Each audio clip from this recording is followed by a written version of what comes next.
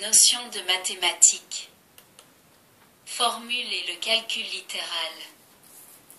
Mathématiques, première partie. Dans cette leçon, nous allons traiter de quelques notions simples de mathématiques. Il ne s'agit pas d'un cours de mathématiques proprement dit, ce qui n'est pas notre but, mais de l'exposé des connaissances nécessaires à la bonne compréhension des différentes théories traitant de l'étude des circuits électroniques sans oublier l'informatique. Nous considérons que les opérations élémentaires d'arithmétique sont connues, c'est-à-dire l'addition, la soustraction, la multiplication et la division. L'esprit avec lequel seront traitées ces mathématiques ayant été précisé, nous allons vous présenter le contenu de notre première théorie. Le premier paragraphe est consacré aux formules. Qu'est-ce qu'une formule? Comment la lire? Comment s'en servir? C'est ce que nous apprendrons. Cela nous amènera tout naturellement au calcul littéral qui fait l'objet du second paragraphe. Nous compléterons nos connaissances d'arithmétique par l'étude d'une nouvelle opération, l'élévation à une puissance, à laquelle le troisième paragraphe est consacré. L'opération inverse, c'est-à-dire l'extraction de racines, sera traitée dans le quatrième. Le cinquième, quant à lui, nous rappellera ou nous apprendra ce que sont les fractions, comment les simplifier, les additionner, les soustraire, les multiplier. Le sixième, quant à lui, nous verrons qu'une fraction peut parfois s'appeler un rapport. Enfin, toujours dans le même esprit de fractions ou de rapports, le septième et dernier paragraphe nous apprendra à manipuler les proportions. Dans votre intérêt, nous vous invitons à effectuer les exemples donnés, non pas seulement le jour de la lecture, mais aussi bien après celle-ci, plusieurs jours, semaines ou mois. En mathématiques, comme et beaucoup d'autres matières, rien ne vaut la pratique et la répétition pour bien comprendre et retenir. 1. Les formules. L'usage des abréviations s'est très répandu. De nombreuses administrations, organisations industrielles, commerciales ou politiques, se font connaître par des sigles formés de quelques lettres que le public garde facilement en mémoire, même s'il oublie souvent leur signification exacte, SNCF, ERDF, GRDF, CNRS.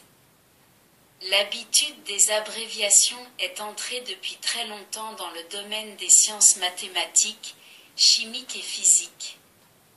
Cela donne un degré de concision très élevé aux descriptions scientifiques, ce qui est un avantage appréciable pour l'exactitude des calculs effectués.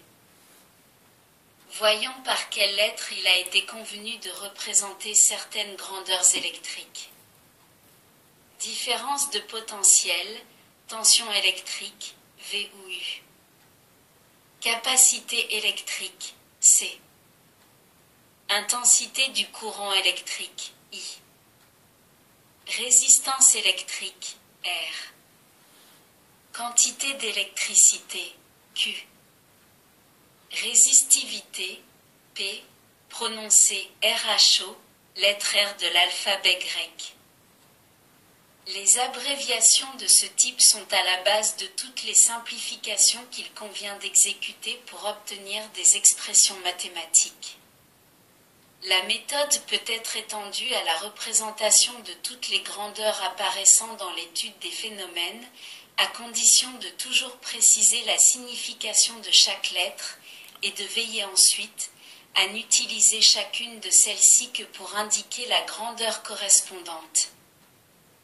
Par conséquent, si nous avons établi par exemple que les lettres V, I et R représentent respectivement la tension, l'intensité du courant et la résistance d'un circuit électrique, nous ne pourrons pas, par la suite, attribuer à ces mêmes lettres une autre signification ou exprimer ces mêmes grandeurs par des lettres différentes. Chaque lettre de l'expression mathématique représente non seulement un type donné de grandeur, mais aussi toutes les valeurs possibles de cette grandeur. Par exemple, la lettre V, utilisée pour indiquer la tension, peut signifier 1 volt, 25 volts, 220 volts, c'est-à-dire toutes les valeurs de tension possibles. De façon analogue, la lettre I utilisée pour indiquer l'intensité du courant peut signifier 0,5 ampères, 2 ampères, 5 ampères. De même, la lettre R représentant la résistance du circuit peut signifier 3 ohms, 100 ohms, 10 000 ohms. Cette règle est valable pour toute autre lettre utilisée dans une expression mathématique. On retrouve également des nombres qui restent inchangés lorsque l'on assigne successivement aux lettres toutes les valeurs possibles. Ces nombres sont appelés coefficients. Il est évident que l'absence de tout signe ne peut se justifier lorsque aucune confusion n'est possible, c'est-à-dire plus, moins, multiplié, 2 points, divisé, etc. C'est le cas du calcul littéral dont il est question plus loin. 1, 2. Établissement d'une formule. Voyons maintenant comment on obtient la simplification mathématique de l'énoncé d'une loi physique en prenant comme exemple la loi d'Ohm. La loi d'Ohm est exprimée dans les formes suivantes. Lorsque la tension augmente, l'intensité du courant augmente. On obtient la résistance en divisant la tension par l'intensité. On obtient la tension en multipliant la résistance par l'intensité. On obtient l'intensité en divisant la tension par la résistance. La première forme de l'énoncé, de couleur rouge, est purement descriptive et ne peut être traduite par une expression mathématique parce qu'elle ne précise pas dans quelle mesure l'intensité augmente lorsque la tension appliquée au circuit augmente. Au contraire, les 3 expressions suivantes se prêtent à une traduction mathématique complète. Voici comment on procède dans chaque cas. 1. On obtient la résistance en divisant la tension par l'intensité. On peut donc écrire résistance égale tension divisée par intensité. Cela est le premier pas et aussi le plus important que l'on vient d'accomplir pour arriver à l'expression mathématique. Le suivant consiste simplement à remplacer les mots par des lettres. Si nous convenons de représenter la résistance par la lettre R, la tension par la lettre V et l'intensité par la lettre I, nous pouvons exprimer la relation précédente de la façon suivante. R égale V divisé par I. Avec ce résultat, nous avons obtenu la simplification la plus poussée de la première partie de l'énoncé, en mettant bien en évidence l'opération qu'il faut exécuter pour obtenir la valeur de la résistance d'un circuit en connaissant les valeurs de la tension et de l'intensité. Les expressions de ce genre, qui contiennent des lettres, remplaçant les noms de grandeur donnée, des symboles d'opération, à effectuer avec les valeurs des grandeurs, et le symbole de l'égalité, qui exprime le lien existant entre une grandeur et les autres, sont appelées des formules mathématiques ou expressions littérales ou plus simplement formules. Lorsque la formule est obtenue, il suffit de s'en souvenir ainsi que de la signification exacte des lettres afin de pouvoir l'utiliser dans les calculs. L'application de la formule est très facile, il suffit de remplacer les lettres par les valeurs connues des grandeurs et d'exécuter les calculs. Prenons un exemple, un circuit auquel on applique une tension V de 15 volts est parcouru par un courant d'intensité I de 3 ampères, calculé d'après ces données, la résistance R de ce circuit. Pour effectuer ce calcul d'une façon ordonnée, il convient d'écrire d'abord la formule et ensuite, sous cette dernière, l'expression que l'on obtient en remplaçant les lettres par leurs valeurs respectives. R égale V divisé par I. R égale 15 divisé par 3 égale 5 ohms. D'où R égale 5 ohms. Le nombre 5 qui a été obtenu en effectuant la division 15 divisé par 3 représente la valeur de la résistance R. En conclusion du calcul effectué en fonction de la loi d'Ohm, on peut affirmer qu'un circuit, auquel on applique une tension de 15 volts et dans lequel passe un courant d'une intensité de 3 ampères, doit avoir une résistance de 5 ohms. Essayons maintenant d'interpréter par le même procédé l'énoncé suivant. 2. On obtient la tension en multipliant la résistance par l'intensité. En reprenant la simplification, on peut écrire tension égale résistance multipliée par X intensité. Et en conservant aux lettres la même signification qu'auparavant, nous obtenons la formule suivante. V égale R multiplié par I. L'application de cette formule est tout aussi simple que la précédente. Exemple, un circuit ayant une résistance R de 5 ohms est parcouru par un courant d'une intensité I de 3 ampères. Calculez la valeur de la tension V appliquée à ce circuit. On aura V égale R multiplié par I, soit V égale 5 multiplié par 3 égale 15 volts. La tension appliquée au circuit est de 15 volts. Traduisons maintenant le dernier énoncé de la loi d'Ohm en le mettant en formule.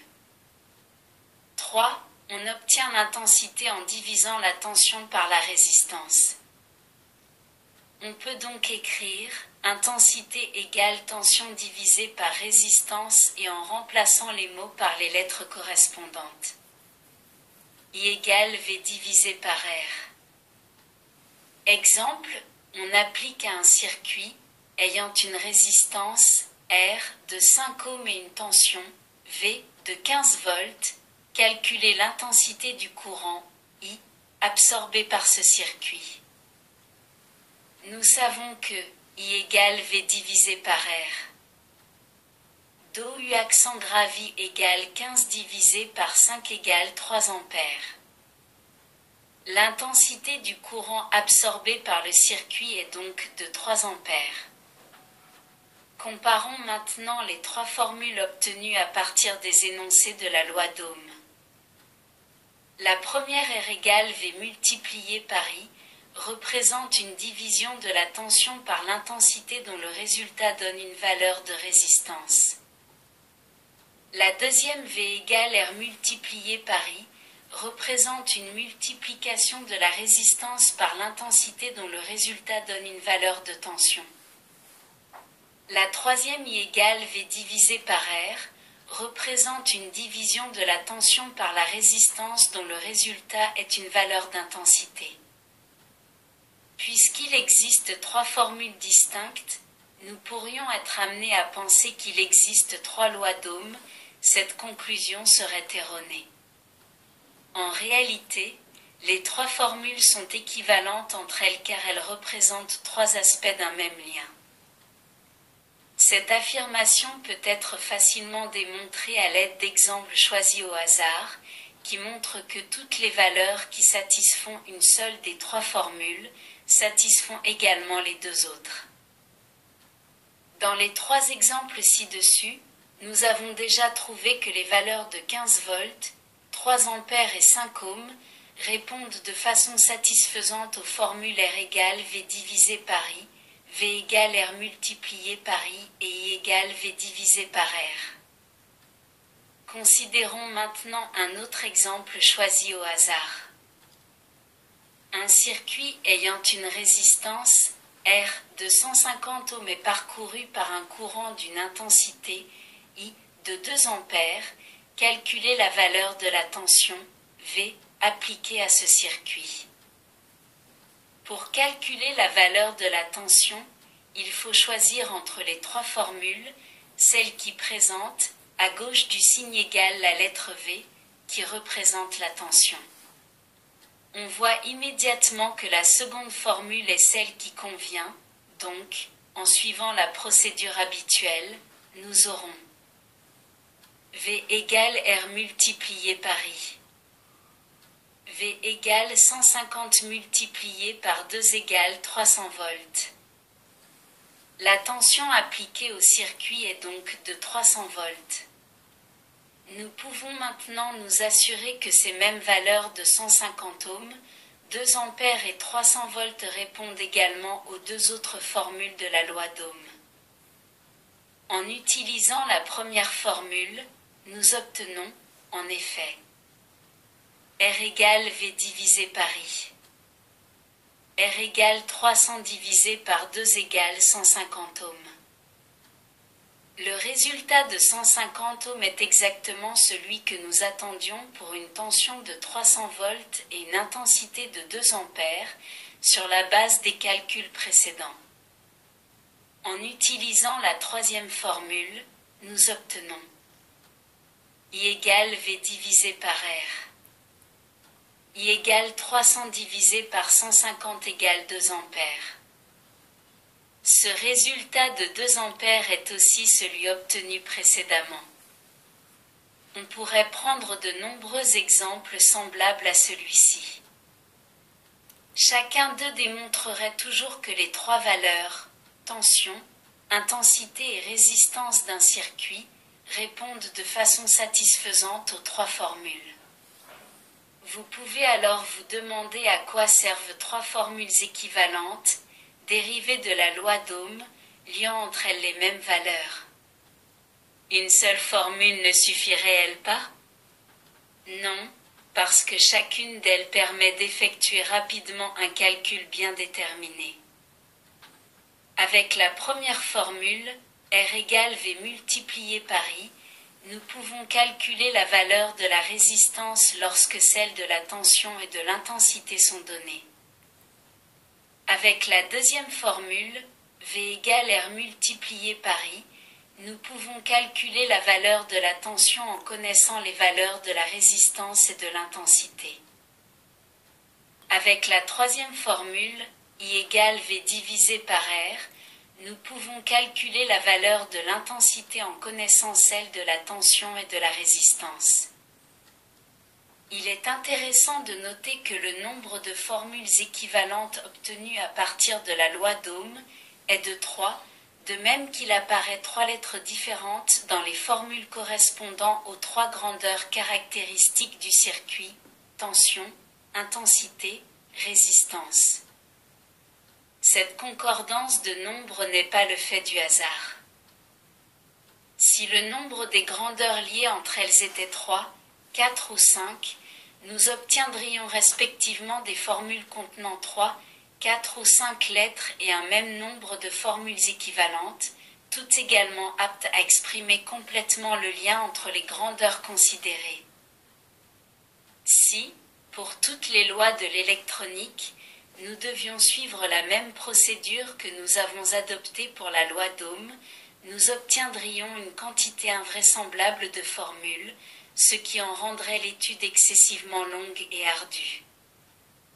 On est donc amené à se poser une question: est-il vraiment nécessaire de tirer toutes les formules équivalentes d'une loi, puisqu'elles signifient toutes la même chose? La réponse est assez rassurante. Il n'est pas nécessaire de tirer directement de l'énoncé d'une loi toutes les formules équivalentes, il suffit d'en tirer une seule, quelle qu'elle soit, et à partir de celle-ci, on pourra ensuite reconstituer toutes les autres, au moyen des règles simples du calcul mathématique. Dans cette perspective, nous allons maintenant établir quelques-unes des règles simples qui nous permettront de passer d'une formule donnée à une autre. 2. Le calcul littéral. 2.1. Règles. Pour nous préparer aux règles qui permettent de passer rapidement et sans peine d'une formule à l'autre, Considérons sous un angle différent les trois formules de la loi d'Ohm. En premier lieu, convenons d'appeler premier membre la partie de la formule qui se trouve à gauche du signe égal, et second membre la partie qui se trouve à sa droite. Cette convention est valable pour toute expression mathématique constituée de deux parties liées entre elles par la relation d'égalité. Lorsque le signe égal apparaît dans une expression mathématique, celle-ci s'appelle égalité, et la règle suivante est toujours valable. Règle 1. Si l'on intervertit entre les deux membres d'une égalité, on obtient une nouvelle égalité équivalente à la première. En nous basant sur cette règle, nous pourrons écrire indifféremment. R égale V divisé par I, ou V divisé par I égale R. V égale R multiplié par I, ou R multiplié par I égale V. I égale V divisé par R, ou V divisé par R égale I. En effet, si nous considérons les valeurs correspondant aux lettres 15 volts, 3 ampères et 5 ohms qui ont été trouvées au cours des 3 premiers exercices, nous ne trouvons aucune différence entre 5 égale 15 divisé par 3, ou 15 divisé par 3 égale 5. 15 égale 5 multiplié par 3, ou 5 multiplié par 3 égale 15. 3 égale 15 divisé par 5, ou 15 divisé par 5 égale 3. Lorsqu'une expression mathématique et en particulier une formule contiendra une multiplication, nous pourrons appliquer la règle suivante. Règle 2. On ne change pas la valeur d'une multiplication si l'on intervertit l'ordre des facteurs. En combinant cette règle à la précédente, nous pouvons écrire par exemple la deuxième formule de la loi d'Ohm des 4 façons suivantes, toutes également correctes. V égale RI. Ou V égale IR. Ou RI égale V. Ou IR égale V. En effet, en reprenant le précédent exemple numérique, on trouve que les valeurs admissibles dans la première des 4 formules indiquées ici le sont également pour les 3 autres. 15 égale 5 multiplié par 3. Ou 15 égale 3 multiplié par 5. Ou 5 multiplié par 3 égale 15. Ou 3 multiplié par 5 égale 15. Jusqu'ici, nous avons considéré l'aspect des formules en changeant les lettres de place sans en changer les valeurs. Maintenant, nous allons faire quelque chose de plus. En nous basant sur quelques autres règles, nous changerons les valeurs en conservant toutefois l'égalité entre le premier et le second membre. Règle 3. Si l'on multiplie les deux membres d'une égalité par un même nombre, on conserve l'égalité. Considérons la première forme de la loi d'Ohm. Multiplions le premier et le second membre de la formule R égale V multiplié par I par un même nombre, par exemple 7, et reprenons notre circuit avec la valeur R soit 150 ohms, celle de V de 300 volts et celle de I de 2 ampères, nous aurons R multiplié par 7 égale V divisé par I multiplié par 7.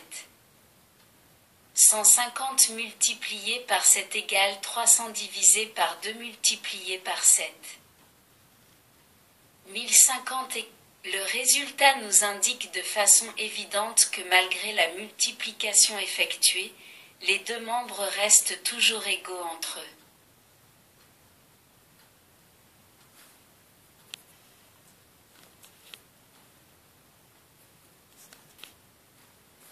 Le résultat nous indique de façon évidente que malgré la multiplication effectuée, les deux membres restent toujours égaux entre eux.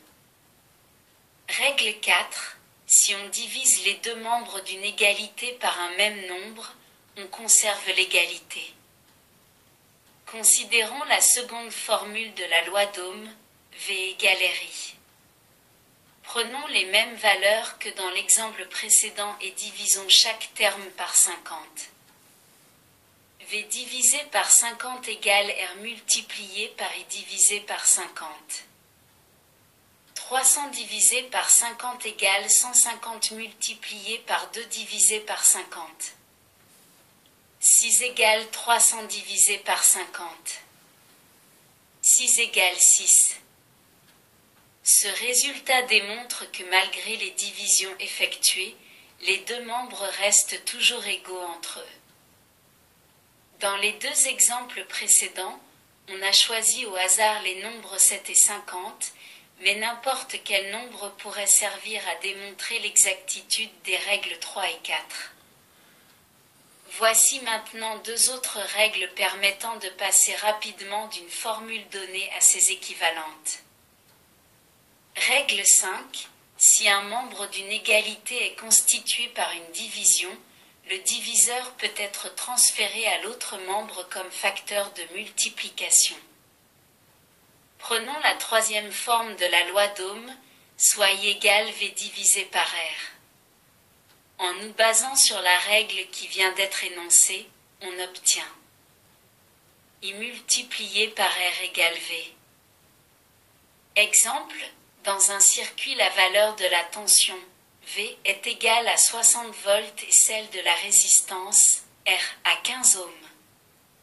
L'intensité I, que l'on obtient en divisant 60 par 15, a pour valeur I égale V divisé par R. 4 égale 60 divisé par 15. 4 égale 4. Faisons passer maintenant R, diviseur dans le deuxième membre, dans le premier membre comme multiplicateur. Nous avons I multiplié par R égale V.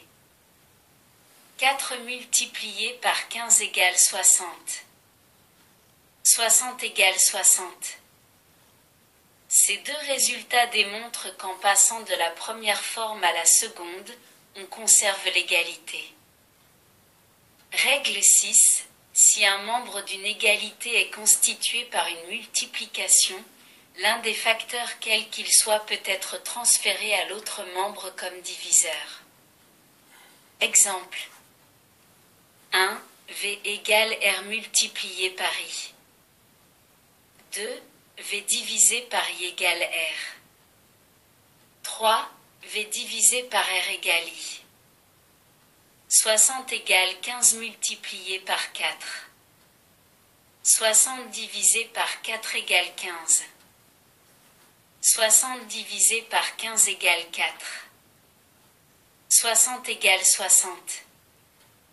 15 égale 15. 4 égale 4. Les trois résultats démontrent que l'on a conservé l'égalité des deux membres en passant d'une forme à l'autre. Les opérations au moyen desquelles on peut transférer dans une expression mathématique une lettre d'un emplacement à un autre, en conservant l'égalité des deux membres, prennent le nom de calcul littéral ou calcul algébrique, par analogie avec le nom de calcul numérique ou calcul arithmétique, que l'on a donné aux opérations effectuées avec des nombres. Nous allons maintenant préciser les notions qui ont été exposées ici, au moyen d'un exemple d'application du calcul littéral au domaine de l'électronique. 2.2.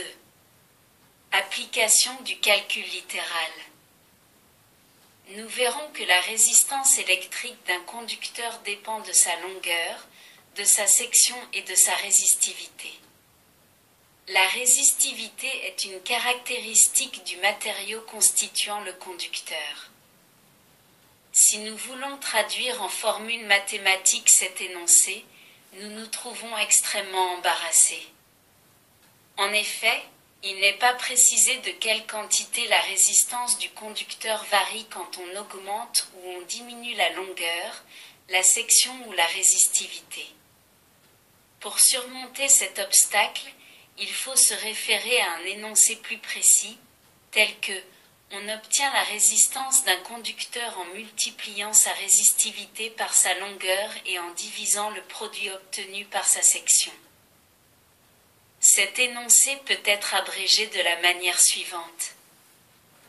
Convenant de représenter la résistance par la lettre R, la résistivité par la lettre grecque ρ, la longueur du conducteur par la lettre minuscule L et sa section par la lettre majuscule S, nous obtenons la formule suivante. R égale ρ multiplié par L divisé par S. Au moyen de cette formule, nous pouvons alors calculer la résistance d'un conducteur quelconque, connaissant sa longueur, sa section et sa résistivité. Si la résistivité est exprimée au moyen de l'unité de mesure ohm centimètre, la longueur en centimètres et la section en centimètres carrés, la valeur de la résistance sera exprimée en ohms. Exemple, une barre cylindrique a une longueur, L, de 60 cm, une section, S, de 3 cm carrés et est constituée d'une matière ayant une résistivité, ρ, de 2 ohms centimètres, calculez sa résistance, R. R égale ρ multiplié par L divisé par S. R égale 2 multiplié par 60 divisé par 3 égale 2 multiplié par 20 égale 40 ohms. La résistance de la barre est de 40 ohms. Jusqu'ici, la procédure est analogue à celle que nous avons suivie en étudiant la loi d'Ohm. Toutefois, il reste à voir comment on doit procéder pour obtenir, à partir de la formule unique que l'on a trouvée, les autres formules équivalentes, soit la formule qui permet de calculer la résistivité du matériau lorsque l'on connaît la résistance, la longueur et la section du conducteur. La formule qui permet de calculer la longueur d'un conducteur de section, de résistivité et de résistance donnée. La formule qui permet de calculer la section d'un conducteur de longueur, de résistivité et de résistance donnée. Les formules équivalentes sont donc au nombre de 4 puisqu'il y a 4 grandeurs. Comme chaque grandeur est déterminée en fonction des 3 autres. Une formule est directement obtenue à partir de l'énoncé.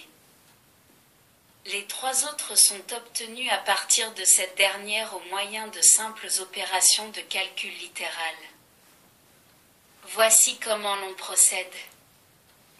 Écrivons la formule connue. R égale ρ multiplié par L divisé par S. Et observons, en nous basant sur la règle 6, que nous pouvons transférer la lettre ρ ou la lettre L dans le premier membre et en nous basant sur la règle 5, nous pouvons porter dans le premier membre la lettre S exécutant successivement les opérations nécessaires. 1. Portons d'abord la lettre S, diviseur, dans le premier membre, donc multiplicateur. R multiplié par S égale ρ multiplié par L. Portons maintenant la lettre L, multiplicateur, dans le premier membre, donc diviseur. R multiplié par S divisé par L égale ρ. L'expression obtenue, ρ égale R multiplié par S divisé par L, est la première des 3 formules équivalentes que nous cherchons à établir, c'est-à-dire la formule qui permet de calculer la résistivité en fonction des 3 autres grandeurs. Exemple, la longueur, L, d'un conducteur est de 30 cm, sa résistance, R, de 10 ohms et sa section, S, est de 3 cm². Calculons la résistivité, ρ, de la matière dont est constitué le conducteur. ρ égale R multiplié par S divisé par L. ρ Rho égale 10 multiplié par 3 divisé par 30 égale 30 divisé par 30 égale 1 ohm centimètre. La résistivité est donc 1 ohm par centimètre. 2.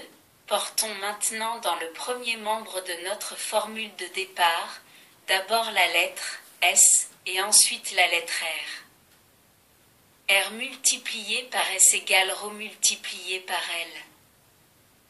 R multiplié par S divisé par Rho égale L. L'expression obtenue, L égale R multiplié par S divisé par Rho est la seconde des formules équivalentes cherchées, soit celle qui permet de calculer la longueur d'un conducteur en fonction des trois autres grandeurs. Exemple, la résistivité, Rho, d'un conducteur est 3 ohms centimètres, sa résistance, R, est 45 ohms, sa section, S, est 1 centimètre carré. Calculer la longueur, L, de ce conducteur. L égale R multiplié par S divisé par Rho. L égale 45 multiplié par 1 divisé par 3 égale 15 cm. La longueur du conducteur est donc de 15 cm. R multiplié par S égale Rho multiplié par L, formule de base.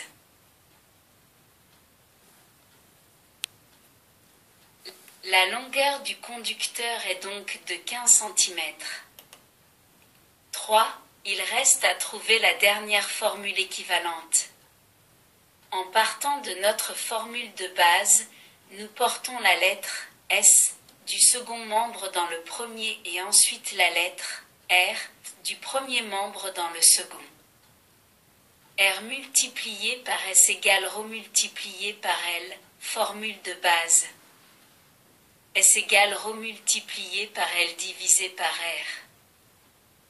L'expression obtenue, S égale Rho multiplié par L, divisé par R est la troisième des formules équivalentes cherchées, c'est-à-dire la formule qui permet de calculer la section d'un conducteur en fonction des trois autres grandeurs.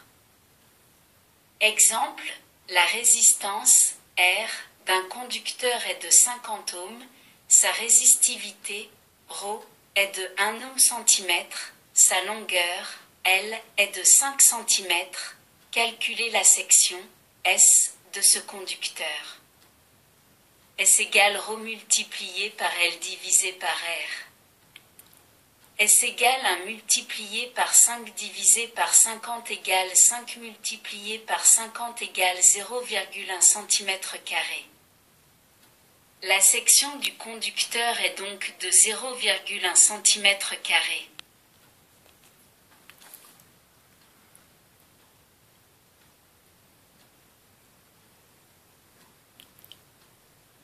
Merci de votre écoute. À bientôt.